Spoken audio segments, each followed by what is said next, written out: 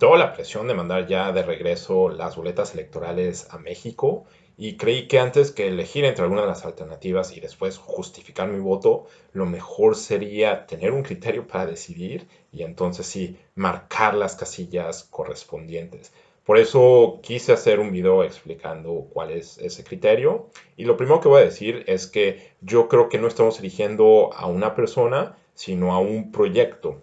Y para elegir ese proyecto hay tres elementos que son clave para la evaluación: el candidato, el equipo y las propuestas. Evidentemente van de la mano, pero yo creo que sí hay un área de separación importante. Y justamente quiero empezar con lo referente al candidato, que es un elemento integrador y de liderazgo, pero no es quien mantiene la mayor parte del trabajo creativo ni ejecutivo de una propuesta política.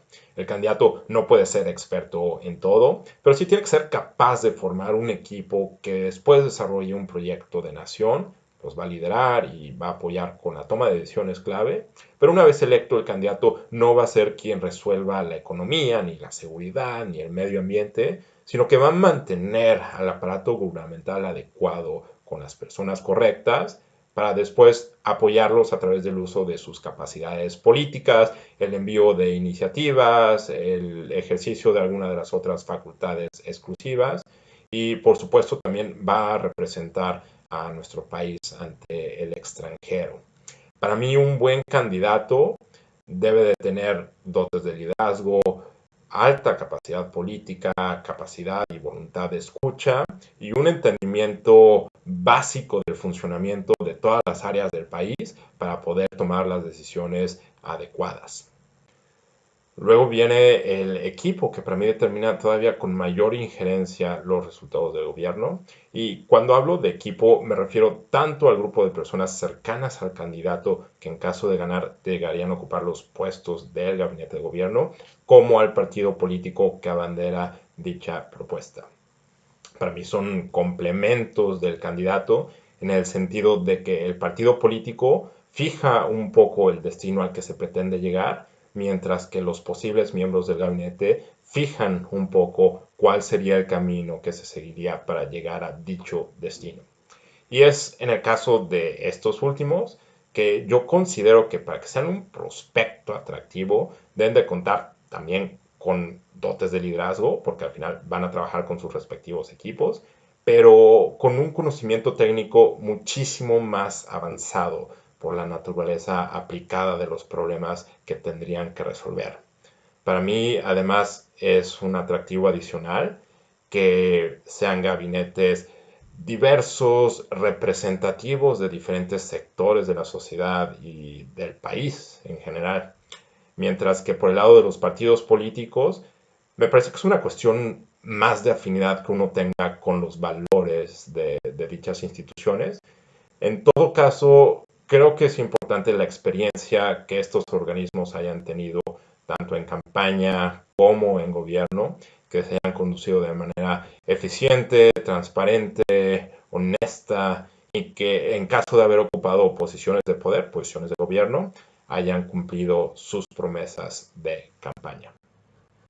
Por el lado de las propuestas, creo que tienes mucho de afinidad y sobre todo de prioridades. Por ejemplo, en mi caso, yo le asigno mayor valor a aquellas propuestas dirigidas a atacar la problemática de seguridad, en específico la problemática de los delitos de alto impacto, y después le asigno mayor valor a aquellas dirigidas a atacar la corrupción y a atacar la pobreza con desarrollo económico. Pero independientemente del contenido y del área de las propuestas, creo que las buenas propuestas son aquellas que tienen fundamento, que se basan en evidencia, experiencias previas o que tienen algún soporte académico. También aquellas propuestas que en lugar de tener una visión de sexenio, tienen una visión de país integral. Por último, creo que las buenas propuestas en su proceso de formulación son incluyentes, recogen diferentes voces, de nueva cuenta, de la sociedad y del país en general, a través de consultas, de foros y de otros mecanismos. Este es el criterio que me fijé para poder colocar mi voto y el dilema es que no existe el candidato idóneo con las mejores propuestas y con el equipo perfecto, sino que las virtudes y las debilidades están repartidas entre los tres candidatos, a veces de manera hasta antagónica. A mí me parece, por ejemplo, que Mir es el candidato más fuerte. Tiene un liderazgo considerable sobre su equipo, tiene el conocimiento suficiente para poder imprimir una visión de país en lo general y en lo específico, pero en lo que se refiere a su equipo, y aquí hago alusión al PRI como partido, tengo una aberración enorme por la experiencia de corrupción que hemos tenido en estos años y que continuamos teniendo todavía en la actualidad. Por el otro lado, Andrés Manuel tiene un equipo sumamente competitivo. Yo soy fan de Gerardo Esquivel y de Olga Sánchez Cordero, pero no me convencen las propuestas. No me convence el plan de seguridad, no me convence la perspectiva sobre el aeropuerto, ni sobre la reforma energética, ni sobre la educativa, en fin, sobre varias. En el caso de las propuestas de Anaya, son aquellas con las que más simpatizo. Me gusta la idea del ingreso básico universal, me gusta la idea de la participación de organismos internacionales para combatir la corrupción y varias otras, pero definitivamente es el candidato al que más aborrezco. Basado en su historia, no considero que tenga muchas dotes de liderazgo. Basado en los debates, no considero que tenga una gran capacidad ni voluntad de escuchar. Y sin mencionar los casos de las naves industriales que se le atribuyen. Cuando vi eso, pensé en anular mi voto, pero hice dos consideraciones. Primero, por el costo. Es demasiado lo que paga el INE para mandarnos la boleta hasta acá, entre el servicio de emergencia de UPS, toda la papelería que viene adentro del sobre. No me sentí bien generando todo ese dispendio para después regresar las cosas así como me las mandaron en blanco. Segundo, pensé que era demasiado pretencioso de mi parte esperar un candidato de los sueños.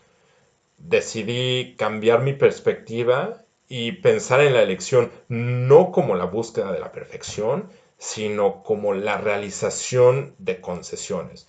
Y en ese sentido, entender que nuestra elección, por lo menos la mía, no es perfecta y que yo tengo un rol activo en exigirle al candidato en las cosas en las que no estoy de acuerdo o estoy profundamente en desacuerdo. Muy importante y finalmente, voto con la convicción de que este proceso no va a determinar el rumbo del país, que una persona no va a salvar ni a echar a perder lo que tenemos y que hay actores que pueden llegar a ser igual o mucho más importantes para cambiar el destino de nuestro país. Por eso me di a la tarea de conciliar esas diferencias entre candidato, equipo y propuestas para poder ahora sí seleccionar una de las casillas y marcar la boleta. Pero eso va a ser en el siguiente video.